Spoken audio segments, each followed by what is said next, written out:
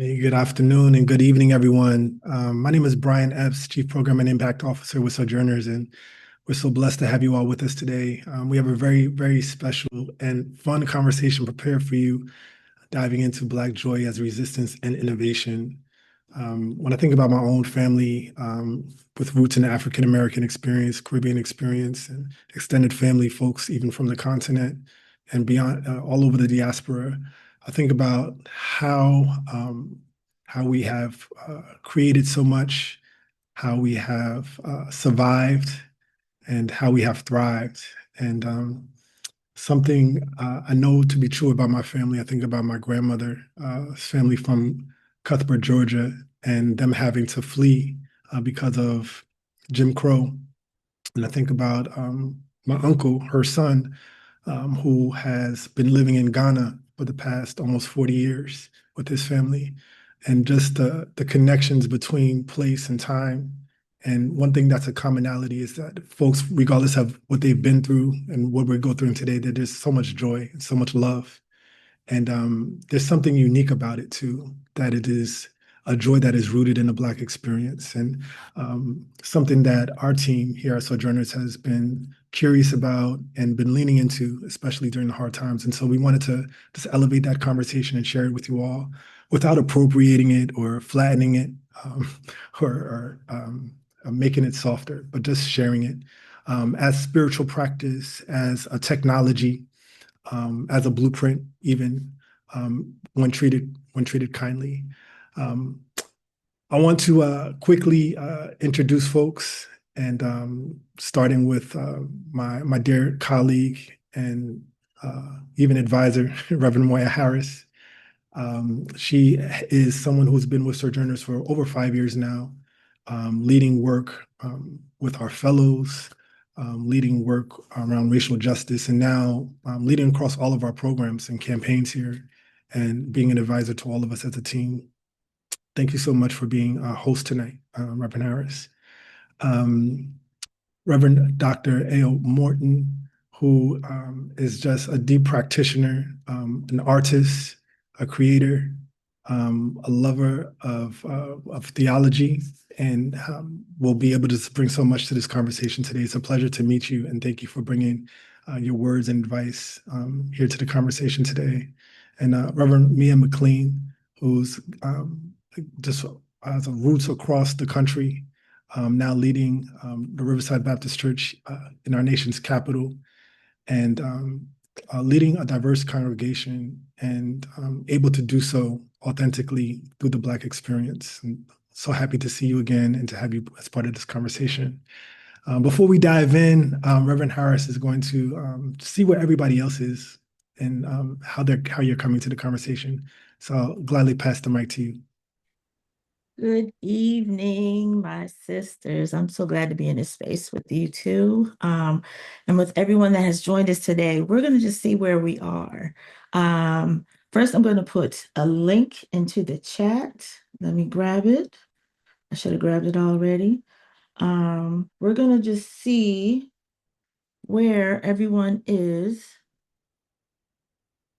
stepping into this place. If I, it's not letting me paste it there. Courtney, I might have to. Wait, that's not it. Give me 1 second, y'all. Technology is technology. Let me grab this. And y'all keep on, put in the chat where y'all are from, so we can just know where we are in the room. And I don't have the ability to post to all. So if the hostess with the mostest, Miss Courtney, if you could share that. And meanwhile, We see it now, Reverend. For everyone, it says host and panelists only. Yeah, we see it. It's in the chat. I can try to post it again because folks are dropping Okay. in their cities. Then I am sharing the screen. I'm gonna put myself next to it. All right, can y'all see me now? We can see you. Awesome. Okay, so what this we're gonna just on a scale of 1 to 10, where are you mind, body, heart, and spirit? once you get the link and you get into the link, you can go into your phone or even on your computer and choose between 0 to 1, 0 to 10.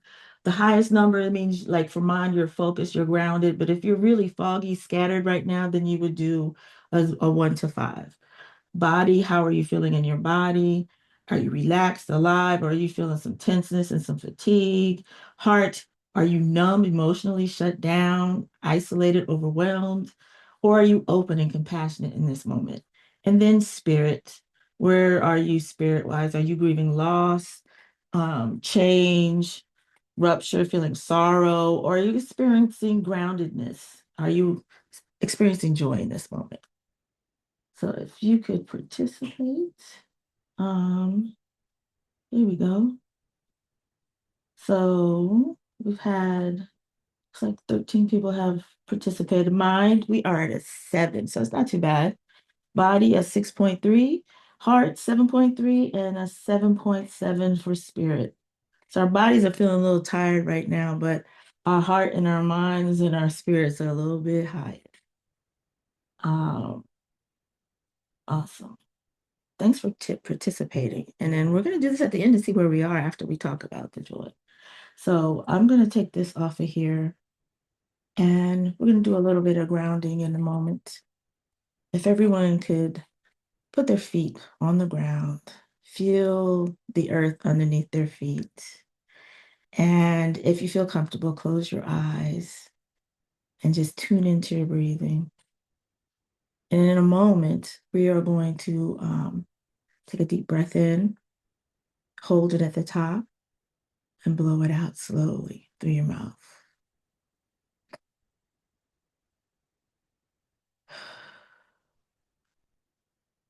Do it one more time. Deep breath in through your nose. Hold it, and then blow it out. And hopefully that will help you to ground yourself in the moment, not thinking about what you've done all day long, all the writing you might have done, all the phone calls you've made, all the things you've typed up, any missteps you might have had. Just center yourself in this moment so that we can be right here, right now, in this moment.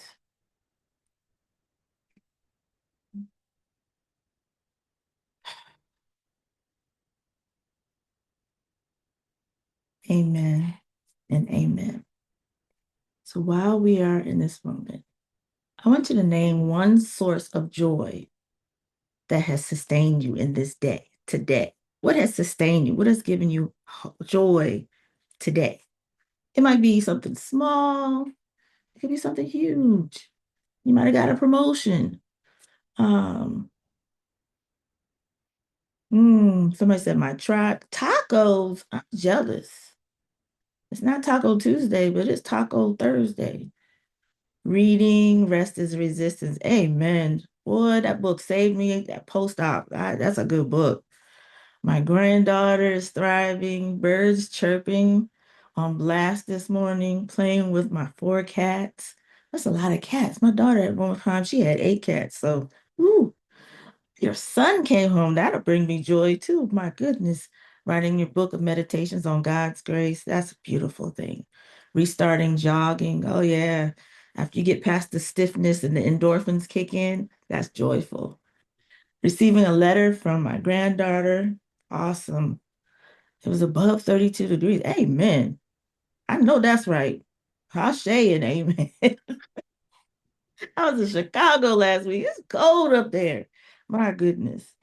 So today we come to this space, living in a time of fragmentation and fatigue and a kind of perma crisis, right? This this extended period of instability and insecurity, especially one resulting from a series of catastrophic events. We've come from pandemic to this mess we're in right now, but some of us have been in the perma crisis all our lives.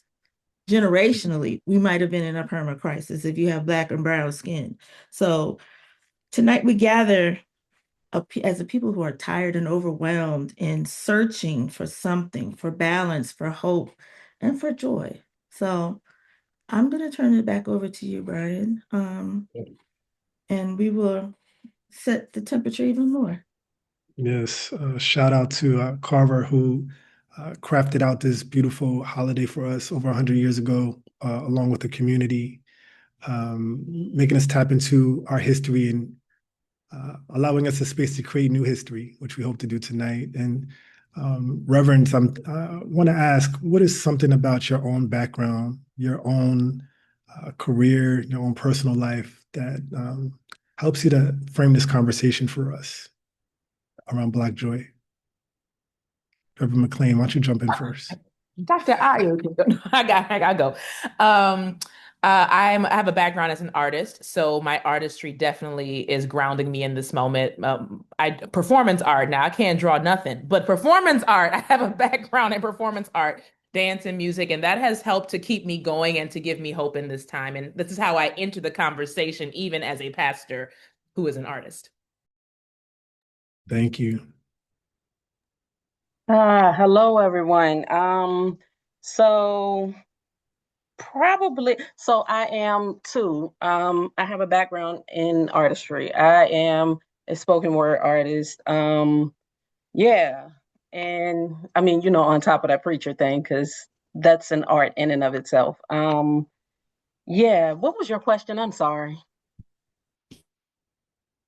You definitely answered some of it. Some of the things about your background that allow you to frame this conversation for us.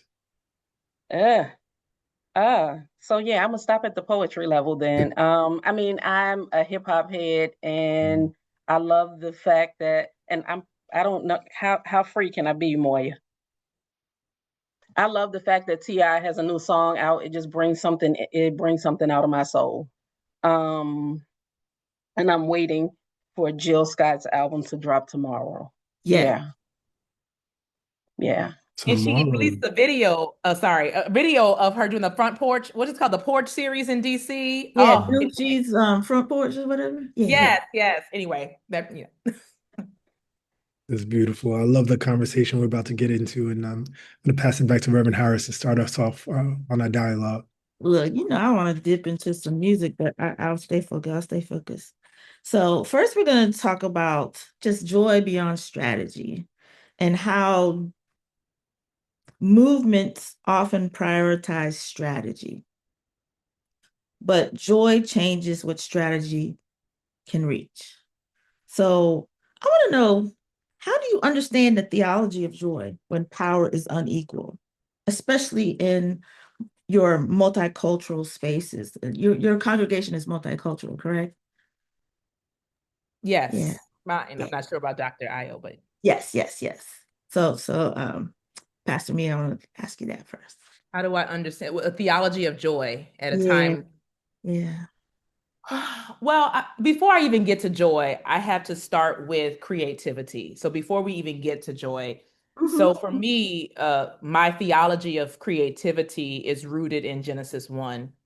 And God, in the words of Dr. Will Gaffney, God says, "Out of the womb be chaos." God created out of the womb be. So it wasn't out of nothingness; it was out of chaos that God said, "Let there be." And Mhm. then God then ordains us to be co-creators with God when God says, "I am making you in my image. I am making them in my image." And so I believe that we are ordained to the ministry of co-creativity with God. So before we even get to joy, we have to open ourselves up to creativity and imagination. And one of the tools of the empire is to kill our imagination. It is to squash it. It is to make us feel like we can't imagine anything, not even getting to joy yet. We can't imagine a hope for a future. And so part of our strategy then is to continue to be countercultural and to be exercising our imaginations and to be then encouraging others in our community to exercise their imaginations. If we can begin the work of imagination, then we can get to joy. I'll stop there because I want to give Dr. Ayo a chance, but I So start with creativity before. yeah. I just want to dig there real quick because Okay. I've experienced that too. Because it's like I've taught Bible study and I wanted people to dream about what does heaven look like? What does it smell like? What does it taste like? And they almost felt like it was blasphemous to even imagine that. And I think something happens when we grow up from kids to adults. We stop imagining. Mm. So I really, really, really appreciate that. So Dr. Io, what say you? So I want to co-narrate on the we say piggyback, but we're not animals. I want to co-narrate on that imagination space. Because as I drilled down, um, I got to where we have to have that imagination piece because we're ever reaching toward freedom. And if we've never been there, how do we reach toward something without the imagination piece? So that imagination piece, and then going back into the poetry me, um, and leaning into Audre Lorde's poetry is not a luxury. Um, so the idea, the everything, what comes out of your soul. My thesis work that I did with Dr. Cannon was on the moan of Black folks. Um, and before we had a common language, because we weren't all pulled from the same space. So before we had a common language, we had to, we came together, we created community through this moan piece. And the moan carried us out of, it's even a hum will unlock some things in your soul. So I think I'm jumping too far, too fast. Moya, stop Look, me if just I am. go where But it tells you to go. but so that imagination piece helps us connect with that moan that our ancestors had to have to survive. And that moan piece and that hum piece allows us to heal those spaces. And we bring about something as beautiful as music, as yeah. Otis Moss jumped in with some stuff lately, with the Amazing Grace piece. Yeah, but I'm gonna stop so that I don't like monopolize this conversation. No, you talking about that piece where he's talking about the talking about Pentatonic the who? sound. Yeah, yeah. And one of my classmates did some research on hooping and where that yeah. That's a whole nother, but Yeah, yeah, where you yeah. have Newton, I believe it was, who gets credit for the words to Amazing Grace. And he Mm-hmm. was like, yeah, but if you don't have that pentatonic sound that came from the hull of the ship, Yeah. if you don't have that pentatonic sound, then you'll have grace, but it won't be amazing. Yeah, Okay. yeah. Okay. Okay. So I'm picking up on this, like even this cross-cultural, cross multicultural hum, right? Because we came across the ocean from different places, and the hum is what connected us. So even here in this space where we have so many cultures blending, especially like Pastor Mia, where like that creativity, how do you use that creativity to move towards joy in your multicultural congregation? Well, I think that it starts with empowerment. So we are empowering the creative genius in the people. We are, some people, they don't need permission, but they have felt stifled. So you need to give them permission to moan, whatever that moan is. Now we're using this metaphorically, but to do whatever that thing is that is connecting them to the deeper parts of themselves that they have forgotten. So then the work becomes rememory, right? Because before you even get to creativity, now I have to remember who I am. I have to remember the self. So that might be probably the biggest creative project starts within first, right? How do I remember who I am in a world that has told me to forget? And that goes for all cultures. One of the things that I ask, particularly when I'm working with predominantly white organizations, which I do often in my denomination, I always ask white people, who were you before you were white? Because before you do the work of decolonizing and creativity and trying to reconciliation, racial recon, you need to remember who you are before you take on the identity that even your own people have given you. Who are you? Who are you beyond that? Who are you in spite of that? And so even across cultures, white, black, we have Asian American people in the church. We have all sorts of people. Who are you? Who were you before they told you to forget who you were? And so that's the creative project starts within. Now, once you get to rememory, then you start to pull out the pieces of your authenticity that will then lead you in the direction of hope and imagination. So the work begins with empowerment, and that empowerment journey starts within. Dr. Morton. Yeah, go for it, Dr. I don't Ayo. I don't have the same context. So So in your context, because you come from Black church tradition, you come from Black Baptist tradition. yeah, So how, one, how have you dealt with the imagination and how have you helped folks to remember, like put themselves back together, connect them back to who they were before the Middle Passage and get to this thing called joy, Black joy? And I'm just letting you know I'm riffing off this isn't on my paper, so I'm sorry. it's all good.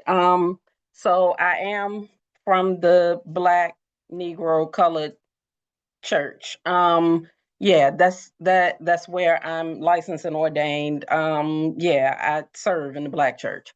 So yeah, I have that context, but I'm also a product of two different HBCUs, and I'm a professor at an HBCU. So with everything that I do, all of the spaces that I try and cultivate, I start with a free write. Um, and that's in the vein of Dr. Cannon. But the 15-minute free write where excuse me, I'm inviting you to get your head out of the way because we tend to become talking heads once we deal with the academy. To get your head out of the way so that I can get to your heart and your gut. So at about minute 7, if you give yourself over to that free write space, something comes up that you didn't even know was in there. So it allows us, in the words of my new friend, Reverend Mia, it allows us to remember. It brings in that rememory. And because we are taking those fragmented pieces because we were broken on purpose. Um, the crazy piece is, this is my conversation with God all the time.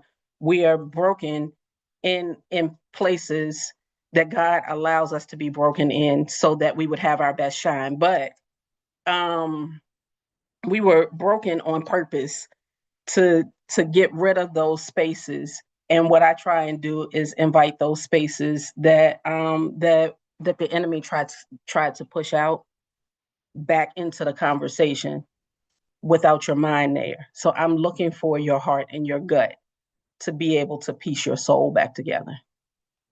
Did I answer your question, or I can keep going? Because No, yeah, that's good. That's good. So that's like the birthplace of joy. You have to remember, you have to be empowered to be self, right? That's what you said, Dr. Mia. Uh, have you, in witnessing this, are there some examples of how you've helped people to remember and to be able to unearth some joy in your ministries? And if so, how has that shown up?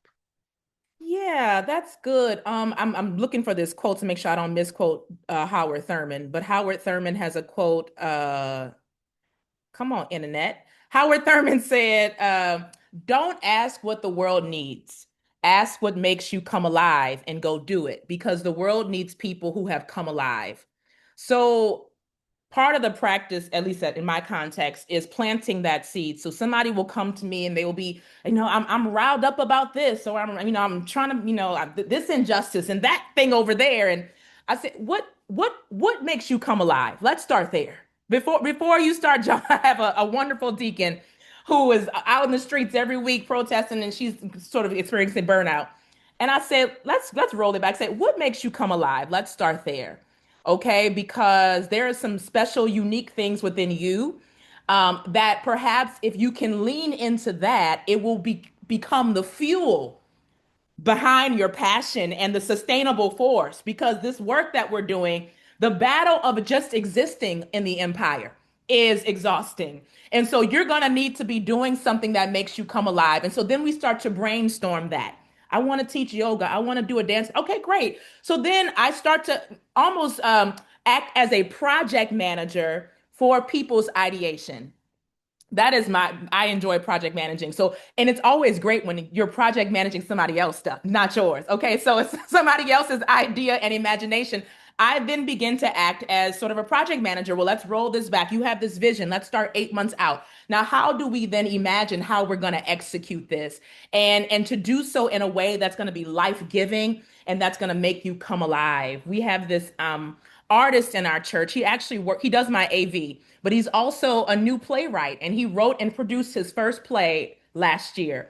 And so the church went out and supported him, and we were a part of we're part of his like incubation, period in his life as he's figuring out what it means to be a playwright, wanting to tell parts of his story.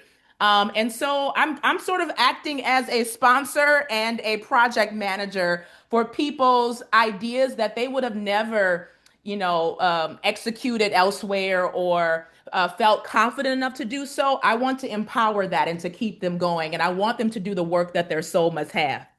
Dr. Cannon. That was good. That's good. All right, Dr. Io, come on. She brought in your cannon. She did go to my cannon.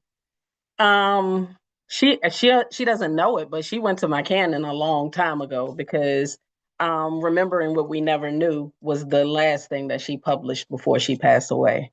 So you were already there. I don't remember your question. I don't either. Oh, how have you witnessed joy operating in other people's lives in your ministry? Or how do you help facilitate joy in other people's lives in your ministry?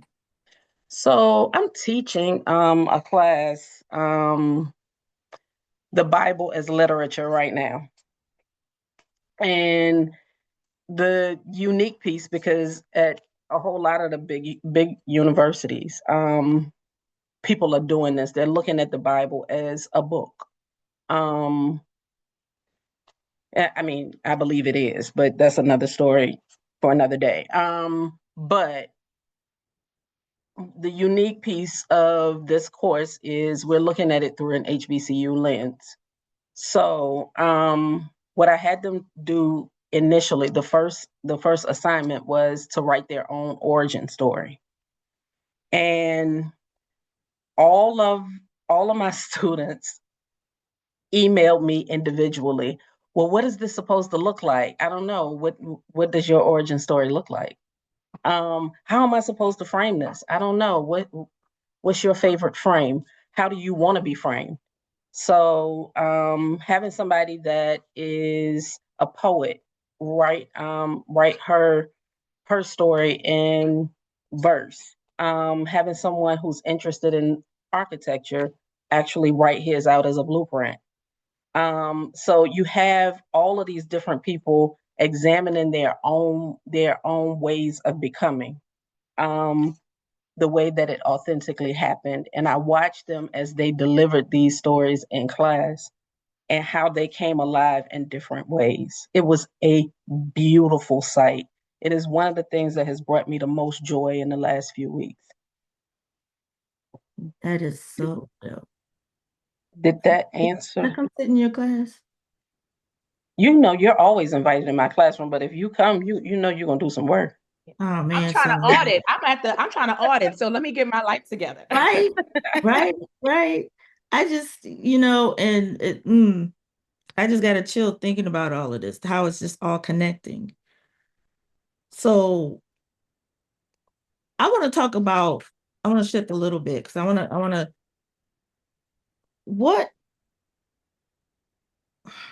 where have you seen Black joy misunderstood or minimized?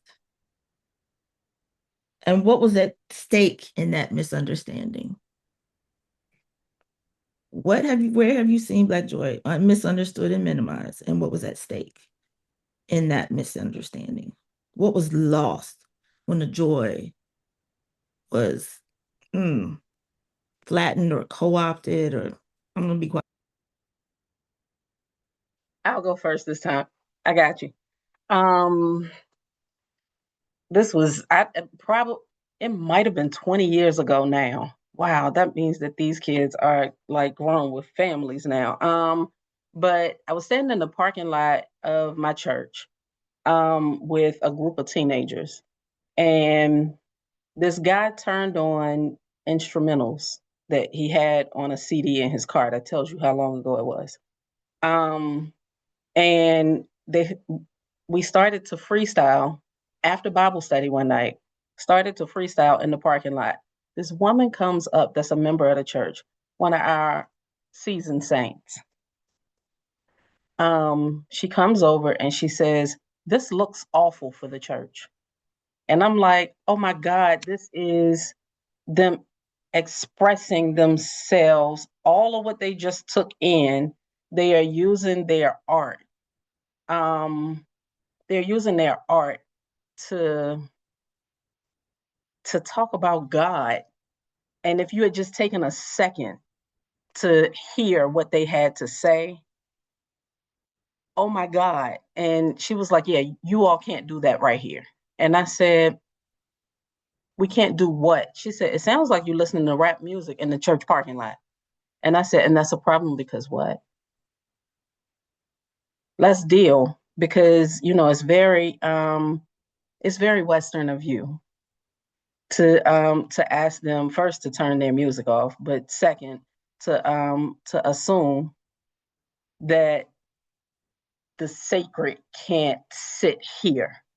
And they are finding joy in having studied the word that y'all push them toward all the time. So it was misunderstood. And then she proceeded to tell us to get out of the parking lot.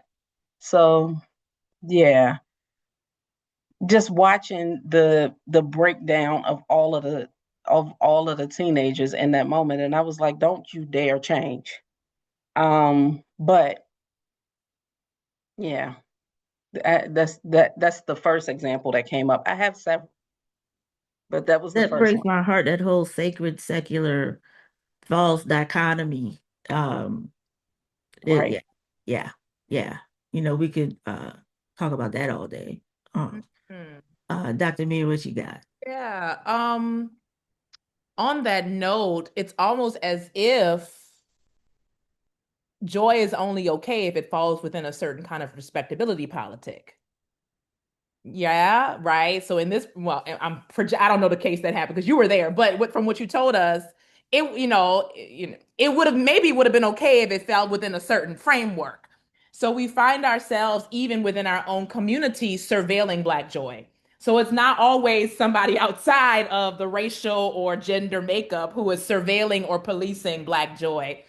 One of the things that I was chuckling when you first asked this question, Reverend Moya, because I remember when Wed and Fans at first got popular, and and the people, the boots on the ground, and the people were like, "Look at these! The world is on fire, and these Black people are out here just dancing, and they're not paying attention to the news." I said, "Who says you can't do both?" Okay, because I'm watching the news and I voted and I'm doing my Wedham fans that because it's fun. Can we have some fun? I mean, if the world is on fire, we might as well dance. I mean, what is Alice Walker's book? Hard Times Require Furious Dancing. If the world is on fire, we might as well dance through it. Okay, so but people were being so facetious and judgy about those moments. All the videos going viral on TikTok and Instagram of Black folk dancing and having a good time with their cow person hats on and their boots on.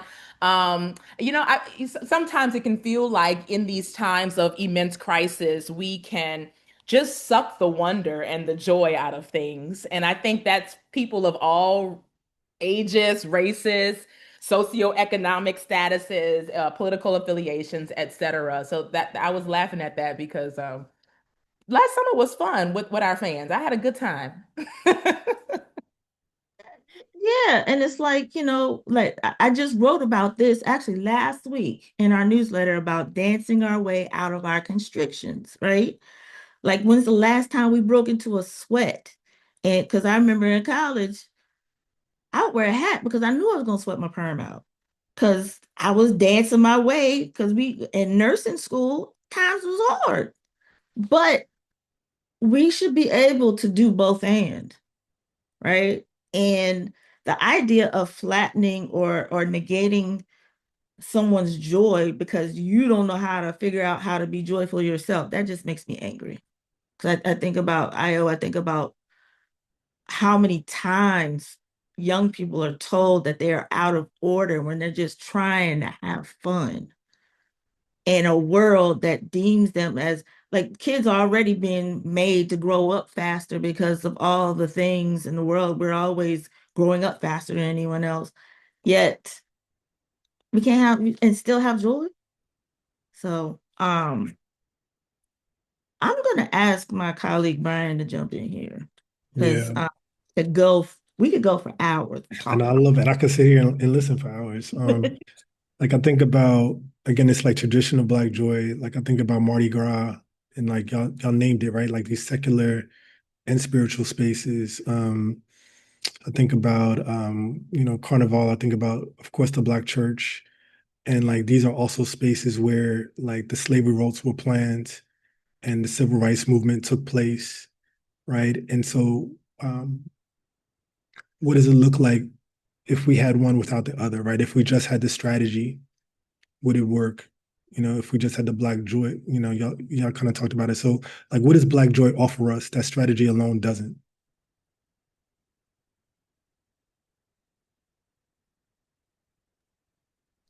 I'll just comment on the Mardi Gras thing as I said, because I'm from New Orleans, so I love to get down. I, as a kid, Mardi Gras was natural. We had a whole week off from school, all kind of stuff. It wasn't until I moved away that I realized the rest of the country was not partying. I said, "What is everybody else doing?" And people were looking like, "Why? How can those people, especially after Hurricane Katrina, they were like, how can those people just go back and dance in the street and party after they lost everything?" And we were so happy to be back, even though we lost everything, that was just an overflow of our gratitude. As June Jordan said, some of us did not die. And for those of us who did not die, we were just so happy to be back and dancing in the streets. And there were people who could not understand our joy. They could, and I think about second lining culture, especially when you're coming back from burying somebody. We break out. So on the way to burying somebody in New Orleans, you have a funeral dirge. They're a very slow, kind of draggy song. Once they put you in the casket of the mausoleum, then the party breaks out and people are dancing through the streets. And there are folks who don't understand. How could you be dancing? How could you be, shucking and jiving after you just put your loved one in the ground or in the wall?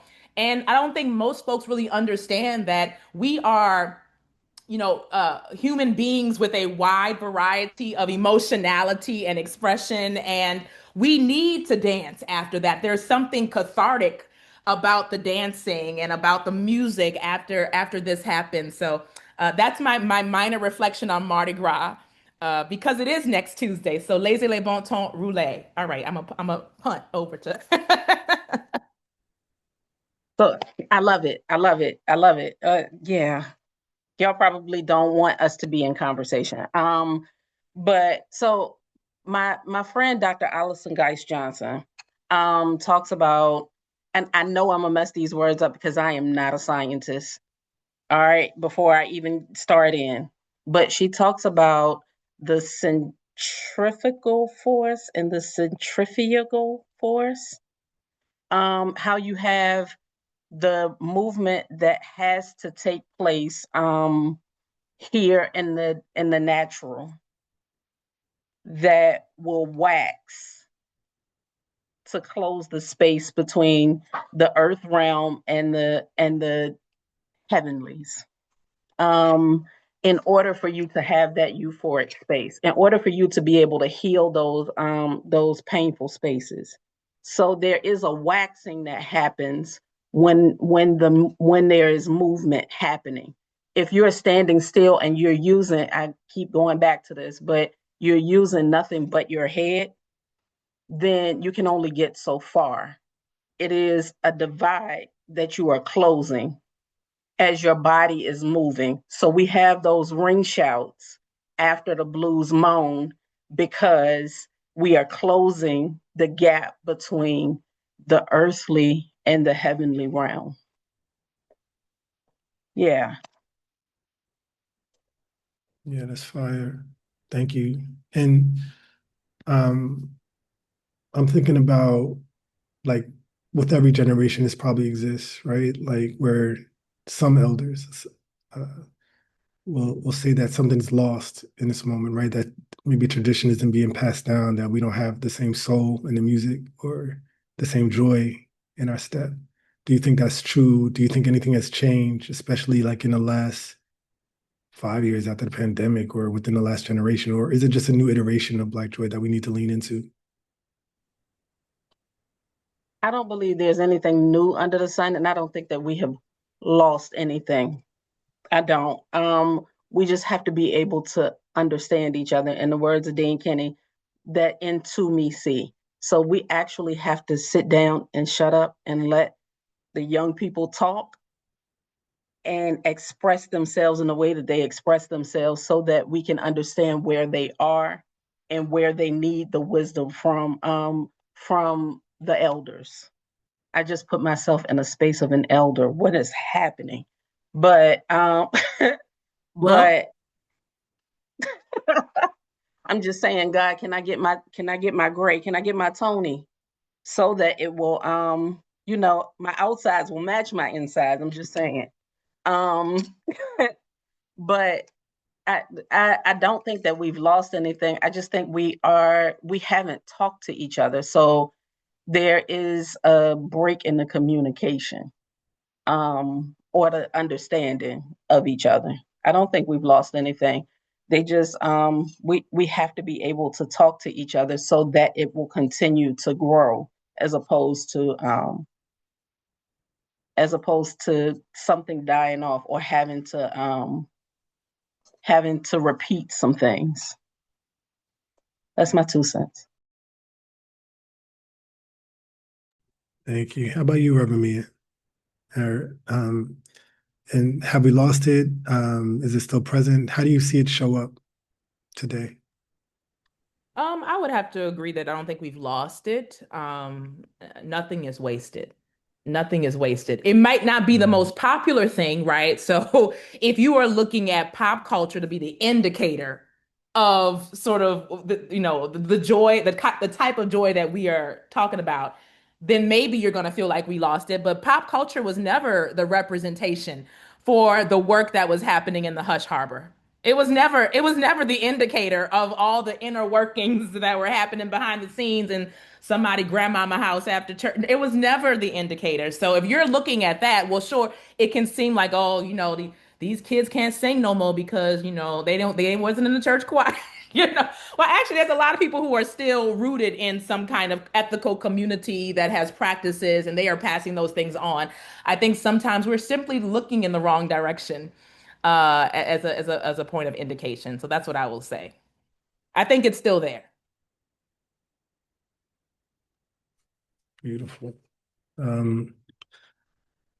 Reverend Harris, can I pop it back to you? Maybe we can do some engagement of our audience. I see some questions starting to come through. yeah. And I heard that rhetorical theory coming out of there, like the communication. Both of us have studied rhetoric, and that's just how, yeah, I heard that. But let's go to the questions. One that was in the Q&A, and if you have any questions, please put them in the Q&A so we can pull them out. The question is, why is authenticity often mistaken for disobedience, outspokenness, and now too woke? People have a problem being authentically themselves. Authenticity gives way to joy. Who would like to address that first? Why is authenticity? I'm gonna keep my mouth shut because I got some thoughts too. So this leans way into my work, right? As far as Yeah. the whole blues women who are excommunicated from the Black church, blues women for whatever reason, being excommunicated from the Black church, and how do we still speak to their souls? So there's that piece. But before I get all the way in there, this morning there was a woman who came to speak to us about our professional presence, and there I sat, because y'all got me straight from work. There I sat with my name in my earrings and these bracelets, who I am. And she was like, yeah, statement pieces, maybe one, and it shouldn't be overstated. And yeah. So I guess who I show up as, I made apologies for a long time, because I am a poet, a preacher, and a professor. I made apologies for a long time. And now I'm Io wherever I go, because if you can't take what I look like on the outside, once I open my mouth, you're really not going to be able to take me. So, but I think not understanding or not loving self causes other people to force people into a box that they were never meant to live in the first place. So I think that comes from a self thing before it's ever on the outside. Did I answer that question? I'm so sorry. Yes, I think you did. It's so many more spaces I wanted to walk into with the narrative of civility from Kelly Brown Douglas, all of that. But I'm gonna back up. Can I jump in and you can go revisit that? Because I want to hear more. Something you said caught my mind. Um, I think that the work of white supremacy, which is an imperial project, is the work of homogeneity, to get everybody to be alike and to do all the things, to stay in a box, right? So it is countercultural to be your most authentic self, because that means that you are divesting from the imperial project. You are divesting from the box. You are living your life in a way that is countercultural to the empire. And so, however that looks, maybe gender, sexuality, the way we present ourselves all falls into that category. And so, when you were telling that story, I was like, oh my goodness. Because now we're back into this respectability politic thing. And so I'm curious, actually. I do want to hear you, something you said about civility then is perking my ears up. I want to hear something about that. So if you don't mind going in that door. Gladly. I love talking about this. So Kelly Brown Douglas poses, that's in Black Bodies in the Black Church. But my whole idea of blues women hinges off of her statement about blues bodies. Now, what blues bodies are, because of the time period after emancipation, where the church moves from the invisible institution to, the Black church moves from the invisible institution above ground. You have the elite who are trying to level the playing field for Black people. So in trying to level the playing field, it's coming from a genuine space. In trying to level the playing field, they're showing that Black people are like everybody else. But in that, because they're saying Black people are like everyone else, anything that's authentically Black or African is asked to be suppressed. It's asked to be moved off of the table totally. So those people who either can't or won't fit into that narrative, they become blues bodies, because blues was the secular music during that time, the most popular secular music during that time. So it puts the puts blues in contrast to the church. So that's the whole narrative of civility piece. It came out of a genuine space, but it cut a whole lot of us out and then cut our culture up. Yeah. So not only are you Black now, but you're Black and blue. Yeah.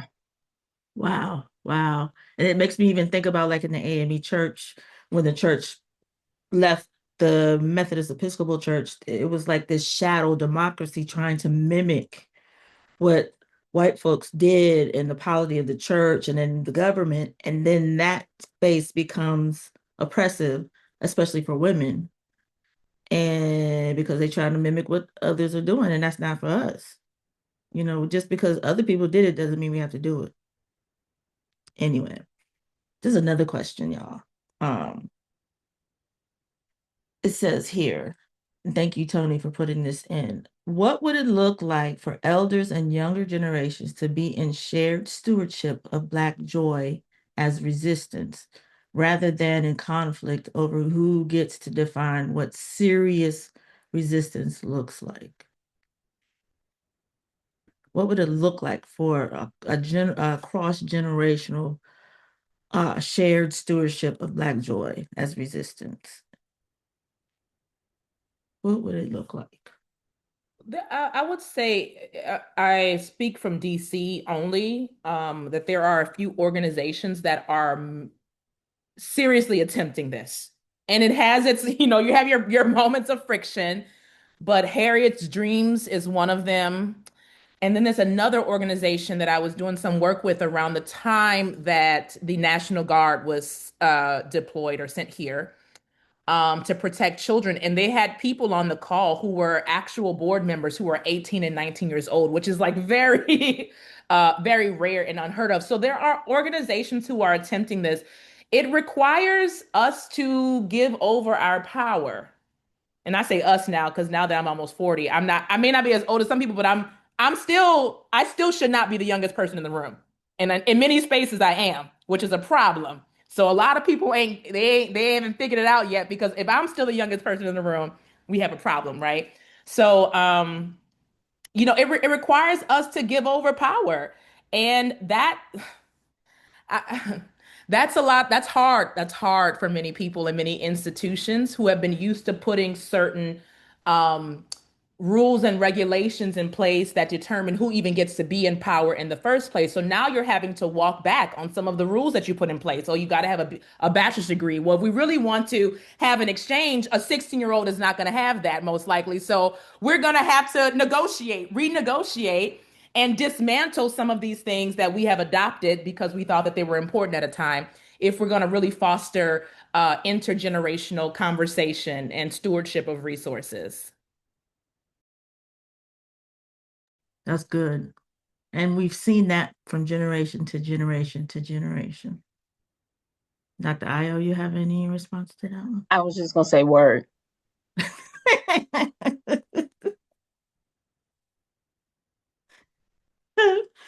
Yeah, we have to learn how Yeah. to pass the baton. We don't do that well.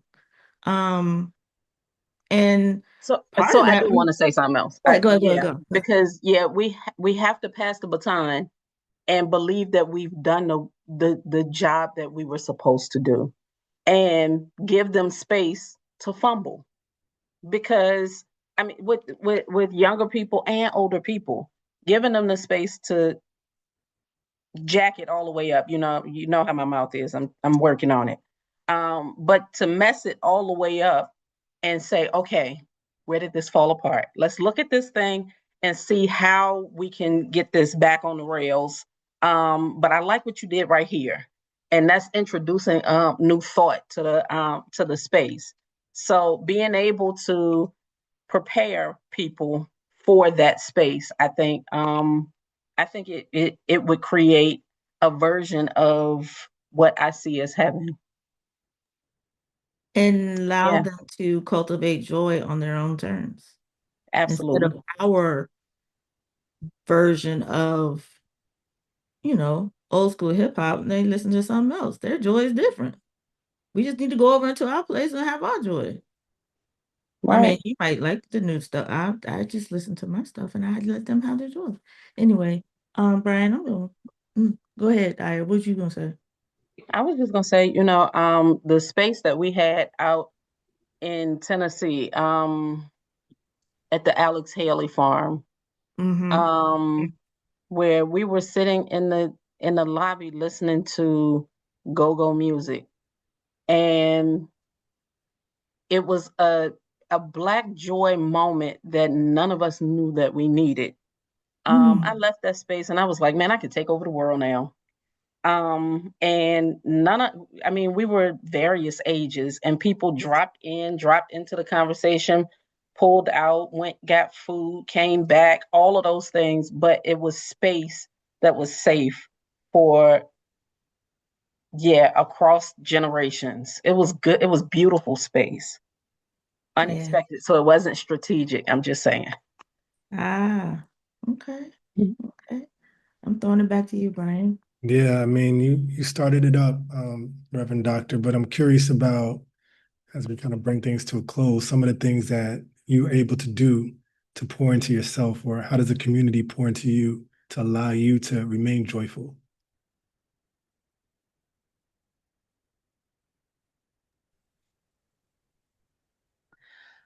I guess I'll go. So I'm a songwriter, and I have this couple at the church who they follow me on social media and they hear me talking about I got to get back to the studio more, but it's too expensive. So sometimes they will donate money for me to for me to go to the studio because they know that I need that. They know that I need that alongside pastoring and preaching and budgeting and all the stuff that comes along, right? And so there is something special about feeling like your imagination is cared for. And so I hope to provide that for other people, but it has been really nice when some of those same people have also provided that for me because my art is a form of my self-care. And they know that I need to exercise that muscle regularly enough so that I can stay sane and I won't punch anybody out. Amen. In the streets or in the church because I come close sometimes. So so we need it. They know that that's my joy, right? And I need it, so they're willing to contribute to make sure that I have those moments. Ooh, I am trying to figure out exactly how to word what I'm thinking. I will say one of the things that comes to mind, um, with being poured back into where I'm sitting right now. I'm at my friend's house, and I come here. It's a safe reprieve for me. This is not my house. This ain't mine. My art ain't this good, y'all. Um, but it's a safe reprieve for me. Both of us like to cook, so we have conversation around food, around all of those things, um, art, music, movies.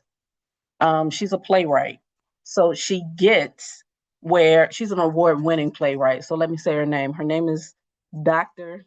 Gabrielle D. Pina. Um, so I'm gonna talk about her. I'm gonna talk about her husband too, because this is his space as well. Um, who is because he got his hand in the air, like, yeah, don't forget me. Um, Dr. William A. Hobbs. But they provide space for me to just be Io. So I have to be on in every space that I walk into. They give me space where if I want to walk around, well, I ain't gonna walk around naked because around her husband. But um but they give me space to just be Io. There's no expectation, there's nothing there. And it's always a great conversation and a great meal in this house. Yeah. So those things pour back in for me. It's beautiful. Thank you. And hopefully, I mean, us being here together, we're able to find ways to pour into each other even after today. If y'all have a few more minutes, I would love to be in a space of gratitude to thank y'all for joining us for this conversation, for being so brilliant, and for glowing throughout the conversation and the talk. I know we want to share a few more things with the audience, some tools, some future events. And Reverend Harris, maybe before we get into all of that, we can just check to see where folks are again with the Yeah. mentor meeting. Yeah, and also if our guests, if they have social media or Substack to connect, for people can connect with you, they're asking for that. If you can put it in the chat while I get this up, because people want to hear what y'all got to say. All right. All right, we're gonna go back to, let me see if I can get this to work. Uh-oh. I don't know if I can do it, Brian. All right, how about this? Y'all put y'all's numbers in the chat. How about that? 0 means you ain't feeling good. And 10 means you're feeling great. How y'all feeling? Let us know. Yeah, how y'all feeling? And while y'all are doing that, we're also gonna put in the chat after y'all do that round of numbers, a link to our upcoming events. We have things that go on monthly and every other month. Next week, next Thursday, we are doing Octavia Told Us. It's the last session of Parable of the Sower conversation. So we're closing out the book and we're going to see how that book can help us to survive this mess that we're in right now. Next month, on the second Tuesday, we have Engage and Adapt, where we have conversations about how we engage in what's going on in the world and then adapt in our lives to help to make the community safer, better, what God intends. But I'm going to put the link in the chat so you can register for those. All these events, we also have some nonviolent, nonviolent. Brian, what do we have? Non-violence resistance trainings Yeah, for thank you. I couldn't get folks who the. want to be on the streets with us and demonstrate through this moment. Just gain some skills and develop further, community with folks who are interested in taking action in cities across the country. Awesome. We should also share next Wednesday starts a holy season for Christians with Ash Wednesday. And if you're interested in joining us for an evening prayer vigil, we'll be hosting one along with multiple other organizations and Christians across the country at 8 o'clock. And that information is also available via the link. We would love to pray with you to start off the season. Awesome. Yep. Thank you. Well, thank you to the both of you. I could talk to y'all like regularly and we can have some good conversations. I just thank you for your genius and the joy that exudes from your spirits, just even across Zoom. And Brian, you always exude joy in all the things that you do. So I'm just grateful for this opportunity. And yeah, where's the Fat Tuesday party in the DMV? I don't know, but I might have to throw one since the people are asking. Some gumbo. Yeah. Yeah. Yeah, we're gonna have king cake at we're gonna have a king cake at Sojourners on Tuesday. We're having our own thing. But we need a second line. We need something. Yeah. And thank you to Courtney Brooks, who is Goodness. our extraordinaire. She just does all the things to make sure that we can do what we're doing on the front end. So thank you, Courtney. And I think that's it. We're at time, right? Yes, indeed. Thank you so much. This has been great, y'all. Y'all go in peace and go to Please. serve the world and make it what God intends. Yes, and remain And joyful. Later.